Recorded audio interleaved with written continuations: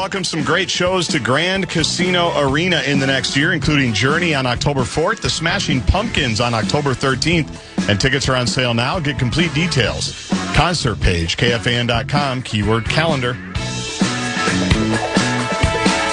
A couple people have asked us if we're going to get into the latest in an endless series of Caitlin Clark controversies. Yes, we will eventually. I think there's been a suspension in the shot to the throat, or the hand to the throat when she was down on the ground.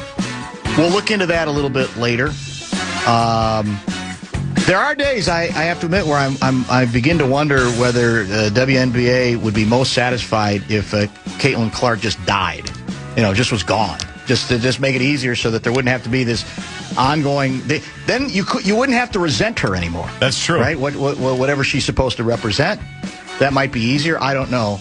There's the weirdness in that league. I think, in fact, you mentioned it yesterday, and I think I know Dan Patrick podcasts the show every day in the evening when he's working out.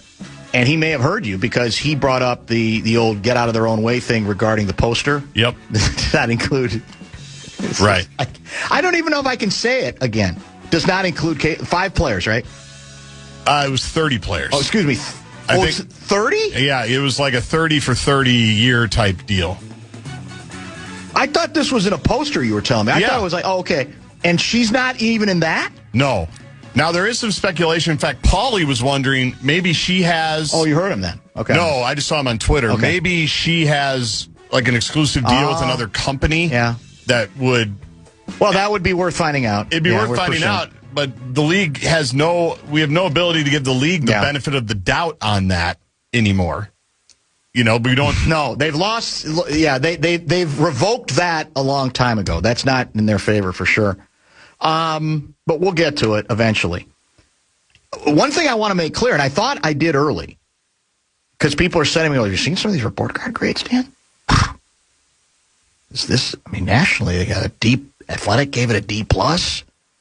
Somebody said ESPN also gave it a D+. I don't know who the writers were. Mm-hmm. I think in the case of Athletic, I think it's Zach Harper. Okay. Is he Athletic guy? He could be. I think he. I can't remember. There's so many.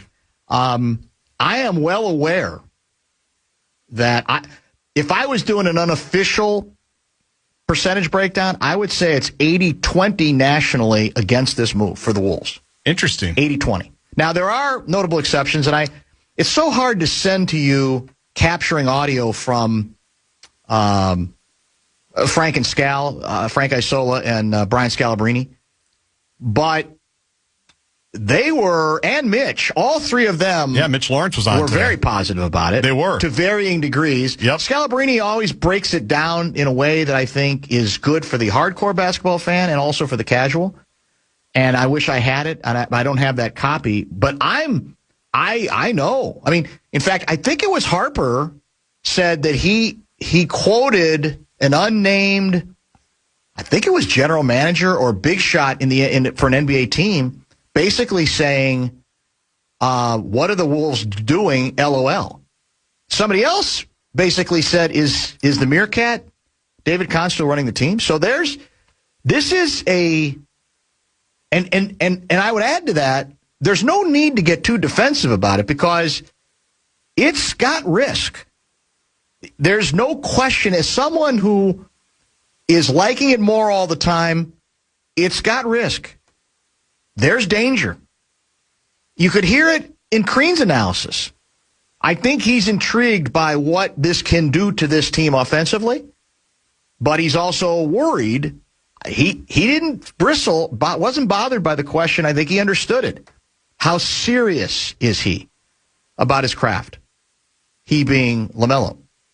Not that there's not talent, but does he get now? They're interested in playoff runs here. They're not interested in just getting into the playoffs, which he rarely has. And again, I don't think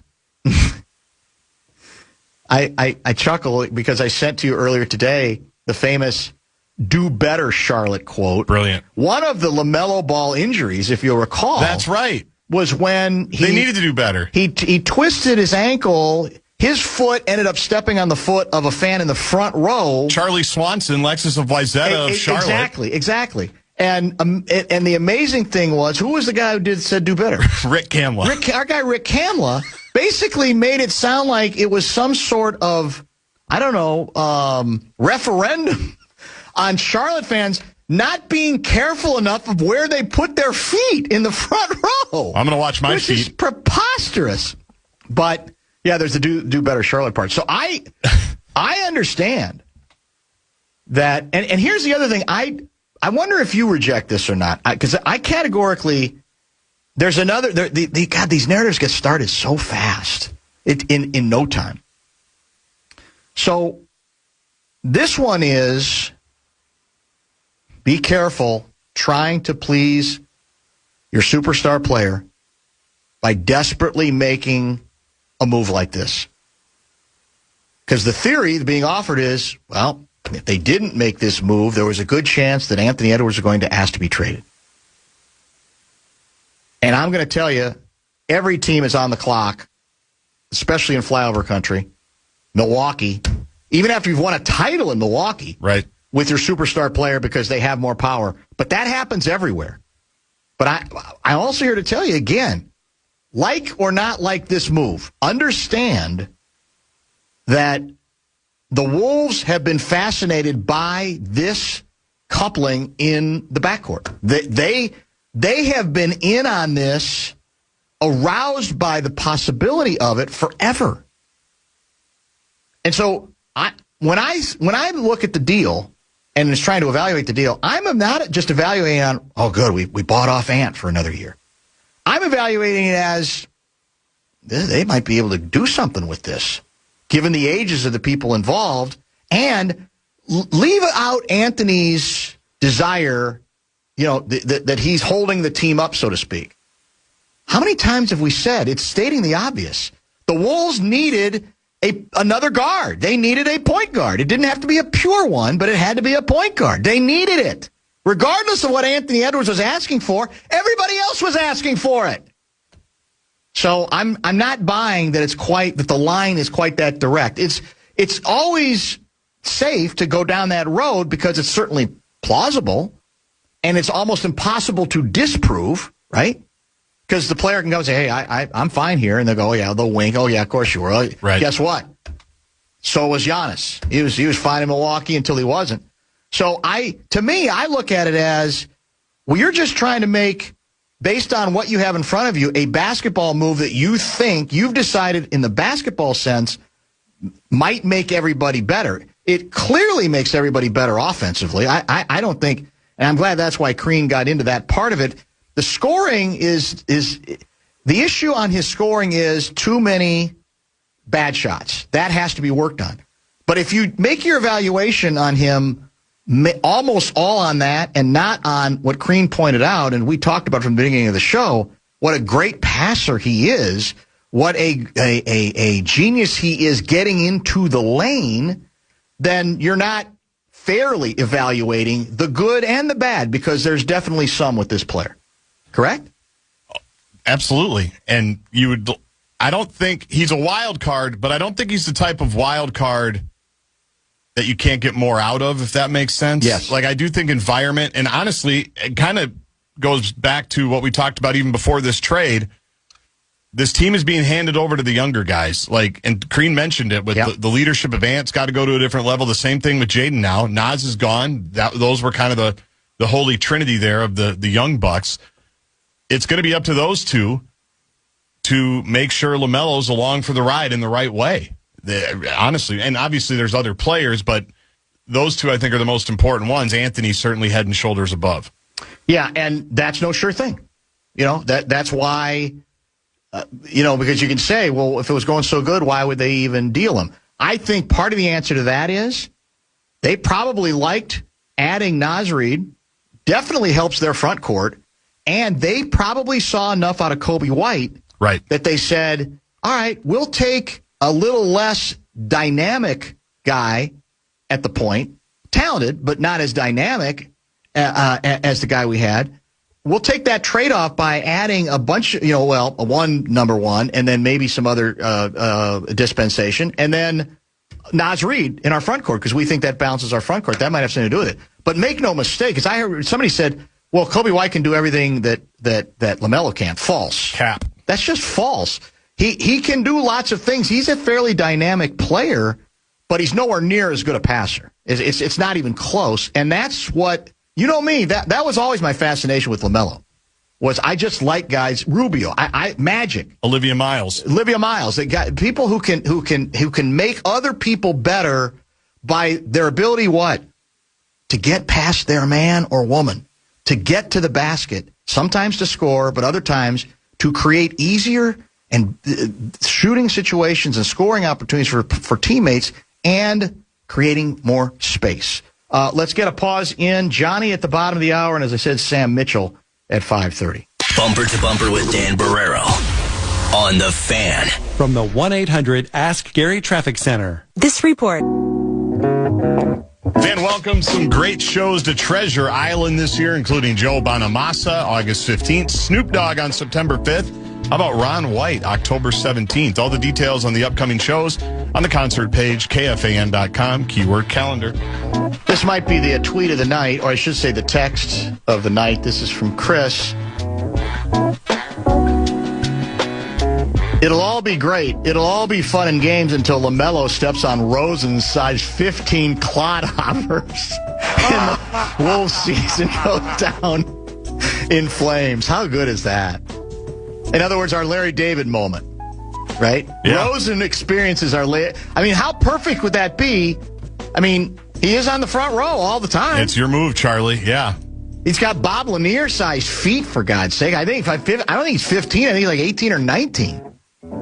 And LaMelo just goes flying. Well, especially, he just got a knee replacement, so he's probably got to extend the leg. Very well said. It's tough.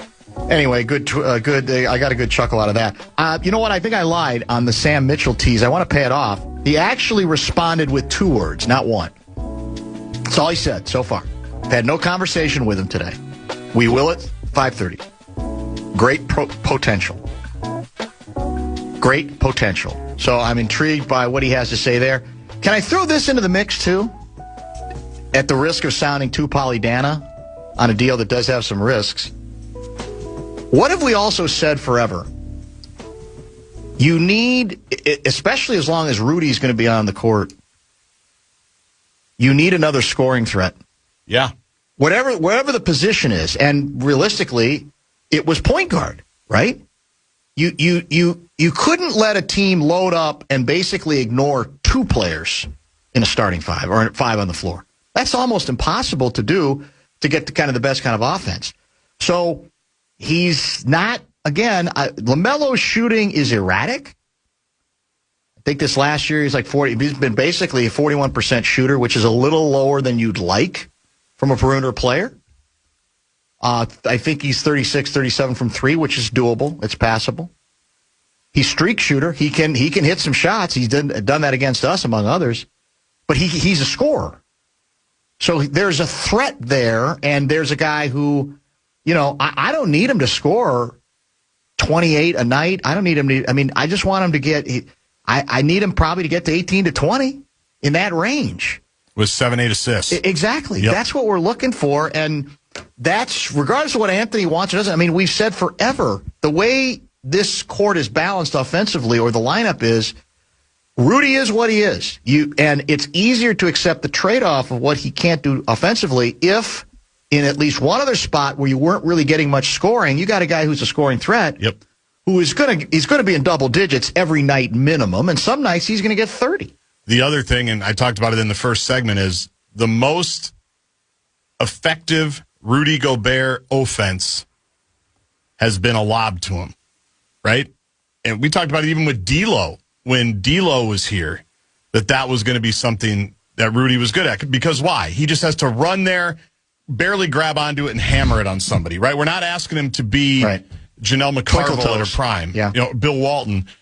And when Mike Conley was going well, it was always that little side corner pick and roll, right? Yes. That worked beautifully. Karl Anthony Towns had a nice thing going with them when they got cooking. Naz Reid was actually pretty good at finding him. Jaden, the same thing. Like, I think you're giving yourself the best chance to get something enough out of Rudy offensively. Not, Julius Randle threw some nice passes to him as well. He threw a couple of hot shots on purpose because Randle would drop them. Yes. But I do think you're going to get more from Rudy offensively because they're going to have to go with LaMelo. They're going to have to guard him a little bit. Yeah. And he's a willing passer in that situation. It's just undeniable. There's not any question about that.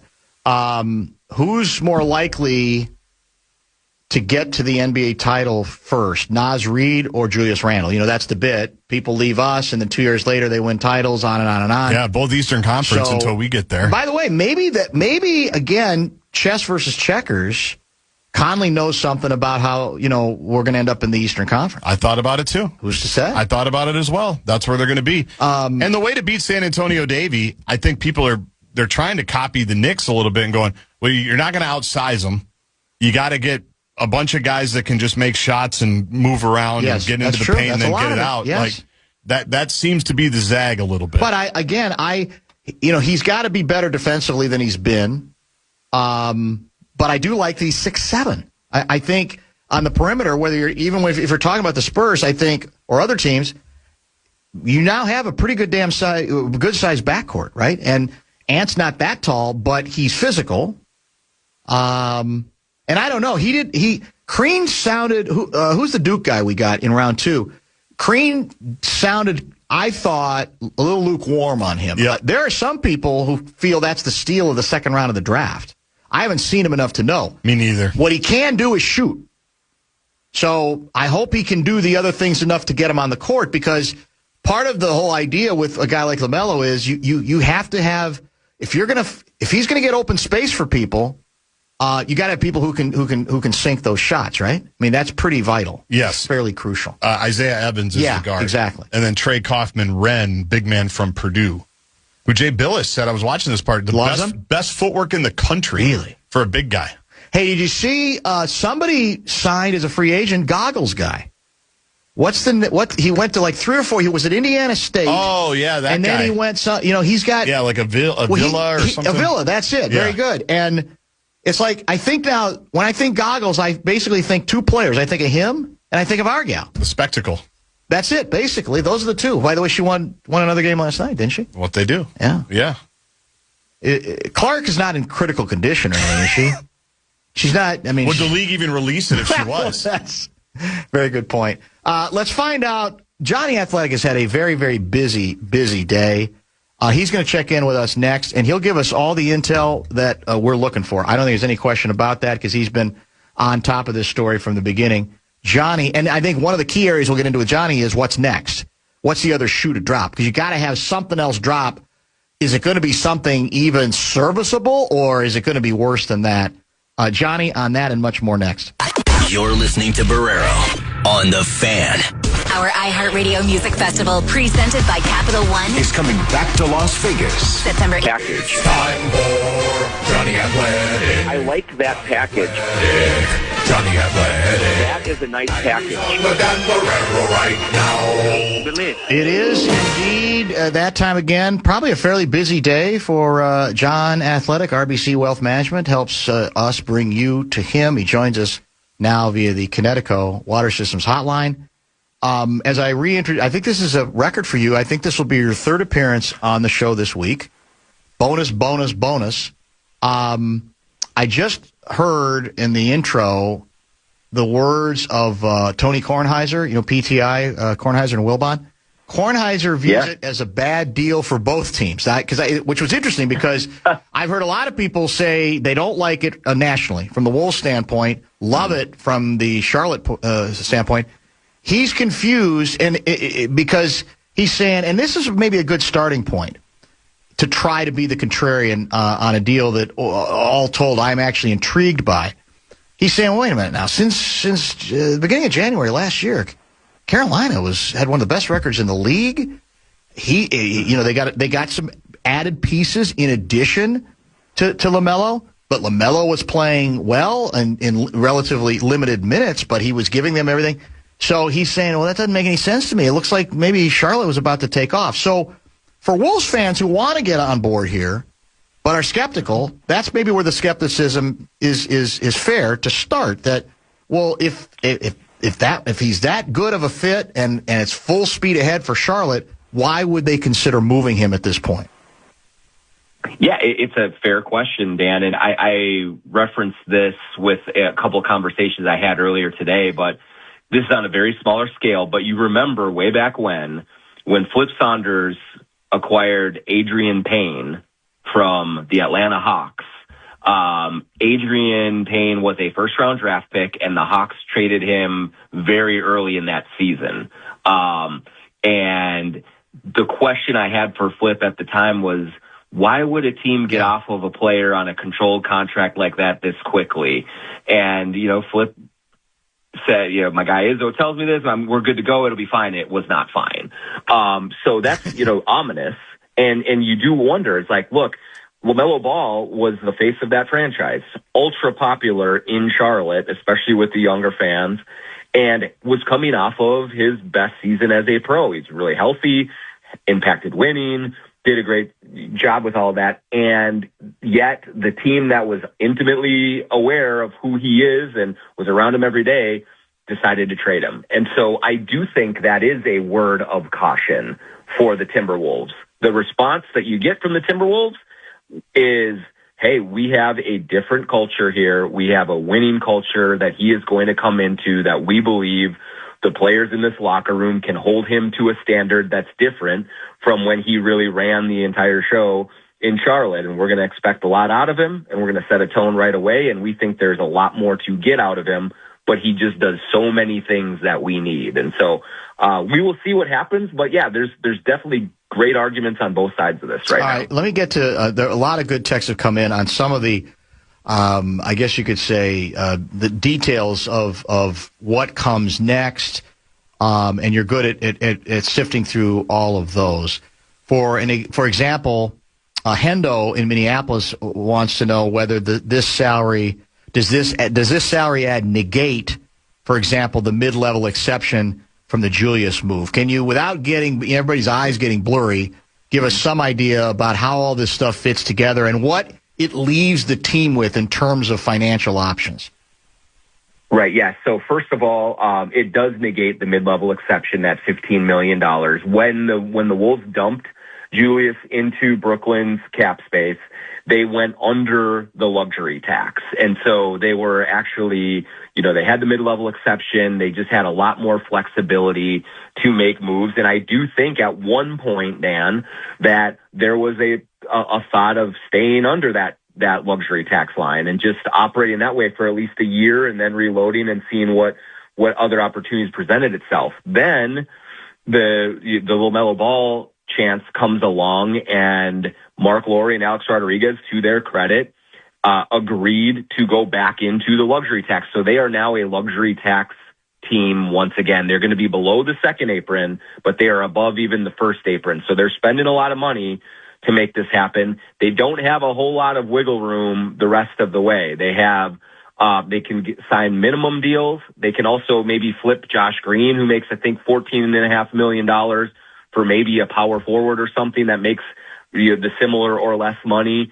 But they are a little bit, everything is a lot tighter now with LaMelo Ball in the stable and Naz Reid and Julius Randle out. All right. Give us a better analysis. Well, I shouldn't say better, but perhaps a coherent analysis of the swapping of draft choices. Because I think there's been kind of a misconception of, man, the Wolves are giving up a whole bunch more number ones after they gave away a bunch more in the Rudy deal. And that's not the case at all. So how do the swaps look? Are they, because I read somebody suggesting that at least one or two of the swaps are actually more in the Wolves' favor than Carolina's favor, than Charlotte's favor. That's true, Dan. So they gave the 2033 unprotected first-round pick. Like that is a gem for Charlotte, no doubt.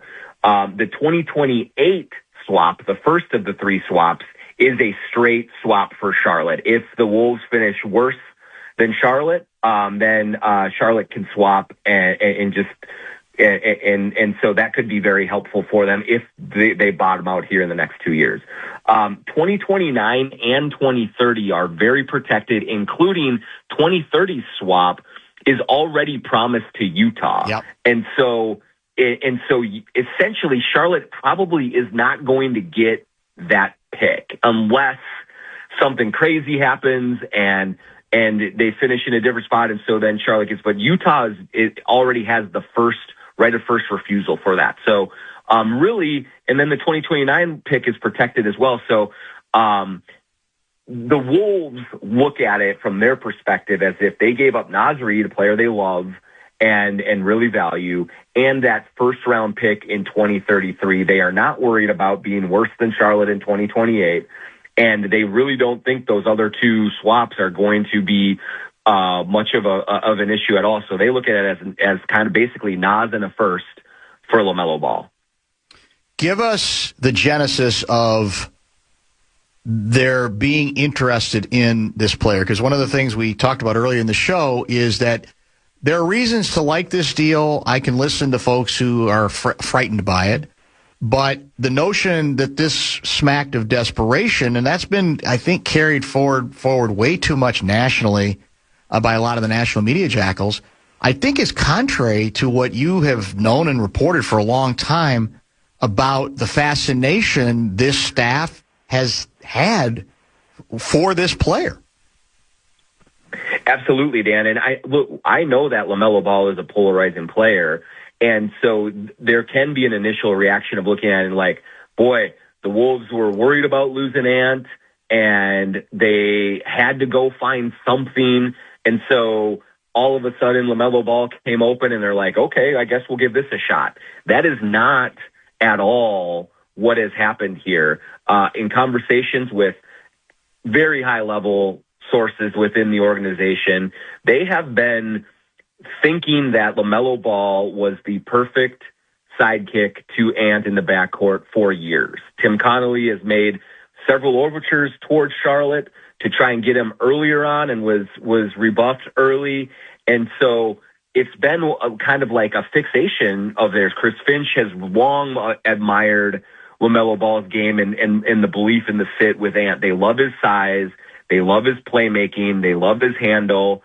And so this has been a case of them continually checking in and then finally taking advantage of when Charlotte got to a point where they were ready to move on from him. So this has been in the works in their minds for a while. They've wanted him for a long time, and it just so happens that it coincided with him becoming available right after a disappointing series against San Antonio. And now they think that LaMelo is just going to make things so much easier for Anthony Edwards on offense, and therefore they're going to get more out of him on defense as well. And so I can't tell you enough, Dan, like it's remarkable talking to people within the organization, like how happy they are. And that sounds kind of silly and weird, but when you know the perception of LaMelo Ball and kind of the concerns about him that are valid, internally they are doing backflips about getting LaMelo Ball. That's how highly they think of him. What is their vision certainly on the offensive side? Let's go for the moment. Best case. In their best case vision, what does this do? How does this, substantively change this team's offense? Yeah, best case is that this is going to be just a dramatically different looking offense next season. Now, for the last several years, they have been a big bully ball type of offense where you use the size of Julius Randle, Cat, Rudy, Nas to overpower teams, and it's a lot of ISO ball with Julius and Ant. Now with LaMelo Ball here, without Nas and Julius, they are going faster and sleeker. They also believe that, hey, even though they are technically smaller, they're still big. Like LaMelo is 6'7" at point guard. Ant is a big 2. Jaden would be a big 3. He could also play the 4. But they envision a much faster pace with Io here as well, and more ball movement, more cutting, but more drive and kick to wide open 3-point shooters who are excellent catch and shoot guys like Ant, like Ayo Dosunmu, like LaMelo Ball. And so they just see a revamped version of this offense that can put an entirely different pressure on defenses and get Anthony Edwards in spots that are very advantageous for him a lot more than they were able to before. And so I think you're going to see more pace, you're going to see more passing, and you're going to see a lot of threes going up, ideally kicked to the corner for wide open looks. Let's go to the other end of the spectrum here. I'll ask you the same question I asked Tom Crean just past 3:30. Is LaMelo Ball serious enough about being a professional basketball player? Not that he doesn't have the skill. Is he serious enough about what it takes to be a part of teams that are used to being in the playoffs? And the question is how far they go in the playoffs. Does he have that in him? I don't know, Dan. I really don't. We're going to find out. And the Timberwolves clearly believe that he does. But that is the biggest question mark about him as he comes here. He has never played in a playoff game. Generally speaking, when they get in the play-in tournament, it's not gone well at all for the Charlotte Hornets or for LaMelo Ball. And there's going to be a lot of eyeballs on him to see if some of the circus-like elements of his game calm down a little bit and he plays tougher and he plays a little more disciplined. They are not going to ask him to be Mike Conley. They are not going to ask him to get into a box and take away all of the flair that makes him special. They want him to accentuate those things. But the belief is that right in Charlotte, LaMelo Ball was the number one guy and he was running the show, and it was hard for any other players to hold him accountable. But when you get him here with Anthony Edwards as the clear number one, with Jaden McDaniels and Rudy Gobert, longtime defensive-minded guys who have won a lot of games and won a lot of playoff games here, they can exert a different kind of influence and pressure on him when he's making silly decisions, when he's losing track of defensive assignments, when he's jacking threes off one leg with 18 seconds to go on the clock in big situations. So I think that they are going to lean on their veterans and on their kind of experience here to at least, try to bring more out of LaMelo and challenge him and say, hey, look, LaMelo, a lot of people don't believe in you. They think that you're just a high wire act and that you don't take this seriously. And so I think that there's going to be a lot of leaning that way and trying to get LaMelo to prove all of those doubters wrong, as trite as that sounds. Based on your impeccable sources, is there already evidence to suggest that LaMelo is all in on this and part of what has to be the pact with him if this is going to work, that he's not the guy anymore? He's a guy. He's an important guy, and he's still going to have the ball in his hands a lot. But he's not the guy. It's somebody else's franchise. Is he going to be all in on that part of it? In the people I've talked to who have spoken to LaMelo, they said certainly like early on he was shell-shocked by the actual trade because that's the only team he has played for, and they were just coming off of a great year. But as he talked to the Timberwolves, as he talked to Anthony Edwards, that he is very excited to come here and play. Anthony Edwards and LaMelo Ball have always gotten along very well. They both admire each other's games. If you talk to people in Charlotte, they will tell you that, of course, LaMelo has some of these foibles that he deals with on and off the court and things. But in terms of work ethic and in terms of like loving basketball, he's all the way in. And so I do think that he sees this as an opportunity to show that there is more to his game than just the glitz and the glamour of it. And I do think that he is looking forward to coming to a team that expects to contend in the Western Conference. And so, yes, I think that he is welcoming this change, that he is really excited about playing with Anthony Edwards and Jaden McDaniels and Rudy and all of these guys. And so we're going to see now in October, November, December, if he's truly capable of harnessing another level of maturity, of taking things a little bit more seriously than he has in the past, and not just affecting winning in the regular season, but actually being a difference maker in the playoffs as well. Johnny, 952 guy will help lead us into the question of, all right, what's left to do, because we certainly need help in the front court. He names 3 forwards, Hachimura, John Collins, and Oubre. I'm assuming none of them are even remotely possible for the Wolves to end up with as some kind of, answer in the front court, correct? It seems unlikely. When you look at I think any of those guys would have been real candidates if they did not make this move and they had the taxpayer or the non-taxpayer mid-level exception. Now they're looking at minimum deals, league minimum deals, and then possibly, maybe you can do a trade of Josh Green's salary for someone that's very close already, and he makes like around 14 and a half.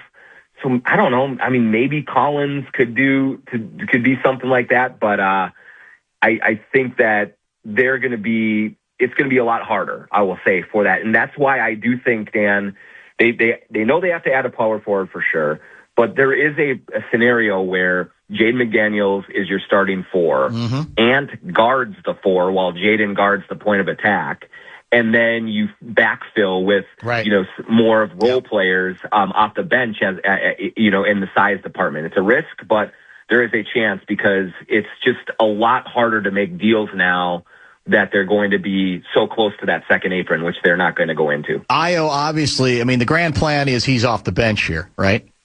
As your super sub, probably. Yeah, I think ideally you would find a really rugged, good power forward who can knock down threes to start at the 4, and then you go LaMelo and Jaden. But I do think that if they can't, they are open to the idea of Io, Ant, LaMelo, Jaden, Rudy. I think that's a real possibility if they have to. Sounds small to me, even though, like you say, it's small a little bit. But they're big at the 1. They're big at the 1 and 2. No question there. Yeah. Yep. That's true. And Jaden is really tall and a very good rim protector at the 4. He would have to rebound at a level that he hasn't yet, in this, in his life. But it wouldn't work against everyone. Certainly wouldn't work against the very biggest of teams. But I do think that you will see that lineup quite a bit against some of the smaller teams going forward. LaMelo, the other thing we were talking about earlier in the program is the configuration of this team in the days where Rudy would start, as he will continue to do, obviously, and Mike Conley would start, was, you had Rudy anchoring your defense, and so you were willing to a certain extent to accept the fact you have a limited offensive player. But that did become harder to endure if you also had as little scoring as you were tending to get on a regular basis from the point guard spot, right, in Mike Conley. And to me, that's the other thing that LaMelo represents. His passing is what intrigues me the most, obviously, because it opens things up for other people. But he can score. And as long as Rudy's going to be your center, you can't have 2 positions where you are really, where basically other teams can ignore those positions and can load up elsewhere. And even though he's not a good, percentage shooter overall, I think he's 41% last year, LaMelo, he's a scorer, which again is what I think most of us were clamoring for, given that Rudy's going to kind of be Rudy. What he is, Dan, is he is a real threat to do anything on the offensive side, to shoot, to pass, to drive. And the enduring image of the series loss to the San Antonio Spurs was Anthony Edwards crossing half court and being met by 2 or even 3 Spurs defenders immediately, and then not having the outlets to hurt them when you make that first pass. They missed Dante DiVincenzo away a lot because of that. But in this scenario now, if the Spurs were to try to do that, Ant flips it over the top to LaMelo, and he's shooting a 3 in a heartbeat, and he's probably making it. Or he's getting into the paint, and then he's kicking out to Jaden McDaniels in the corner for a wide open look.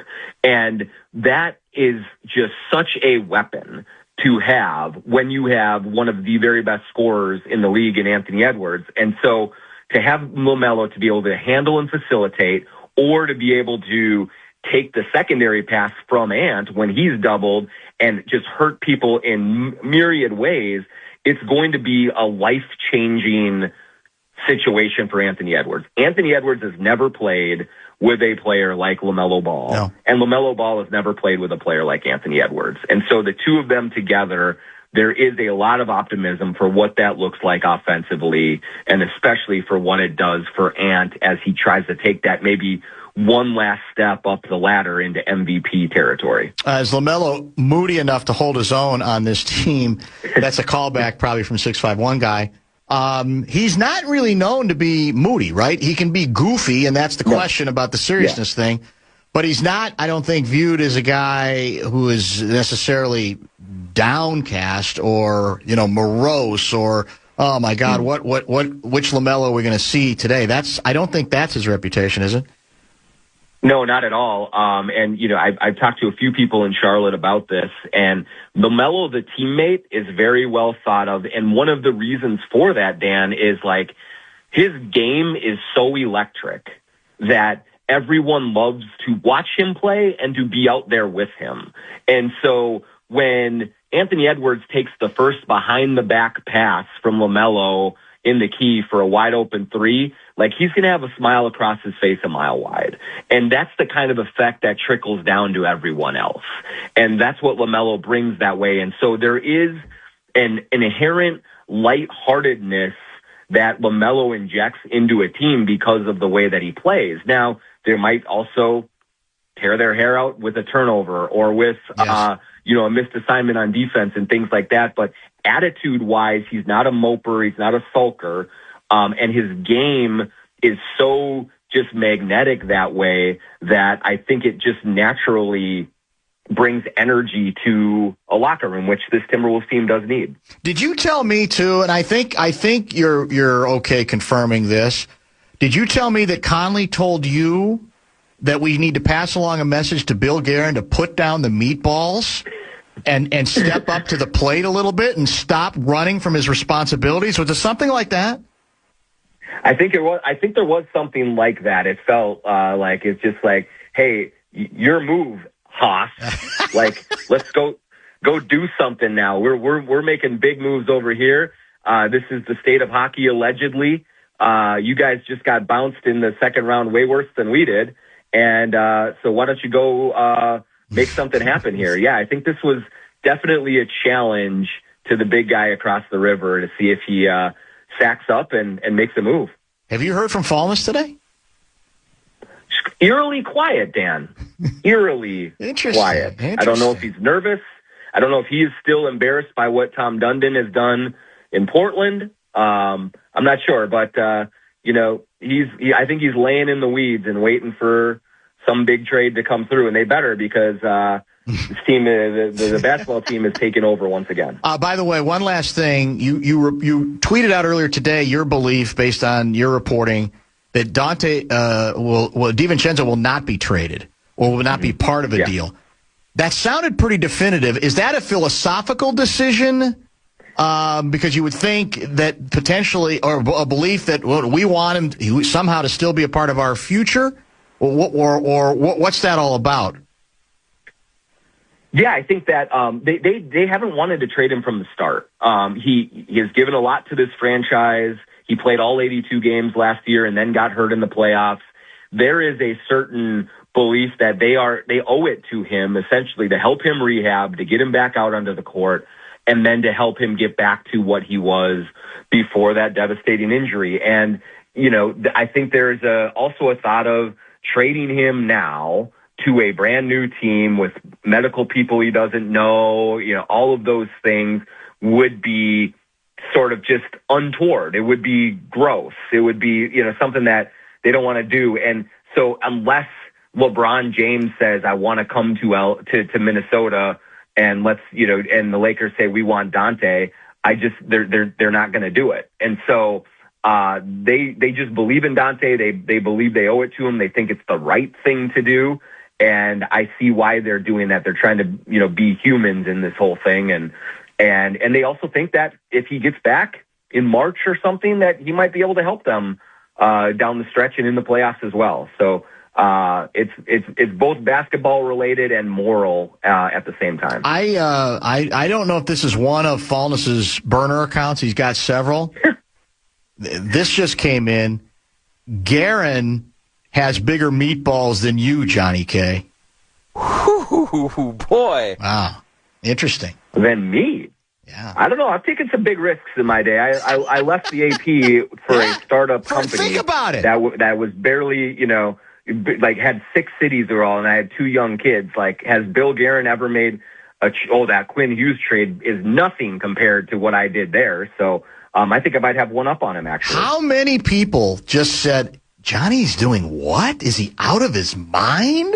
Think about it. Now, they're acting like, I knew all along the Athletic would be fine. Back then, they were behind your back, Johnny. They thought you'd lost it. Think about it.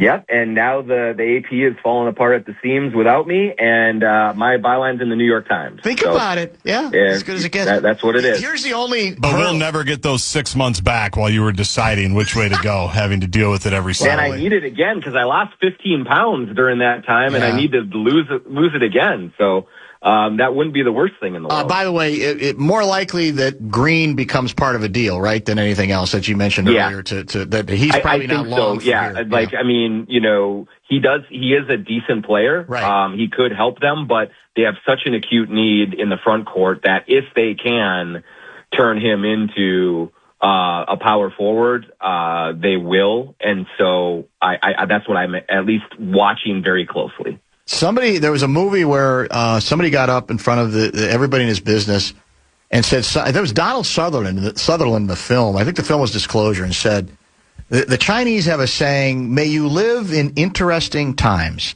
And I don't even know if that really is a Chinese saying, but we are living, when it comes to the Timberwolves, if you say nothing else, in interesting times.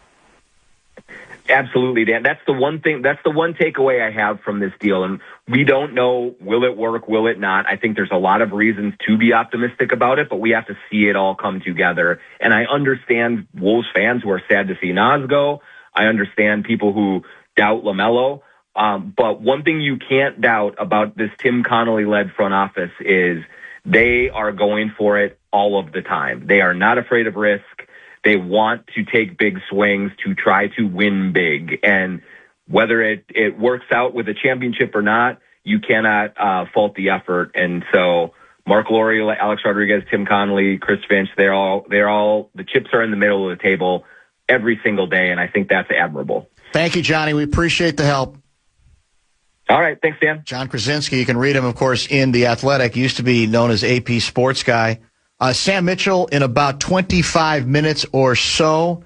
We're the talk of the sports world, man. PTI started with the trade. Now they're doing Kornheiser and Wilbon. It's a who won the LaMelo trade, Wolves or Hornets.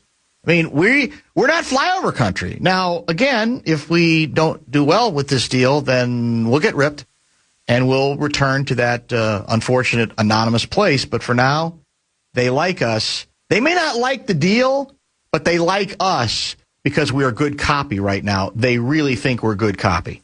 You're listening to Barrero on The Fan. From the 1-800-ASK-GARY traffic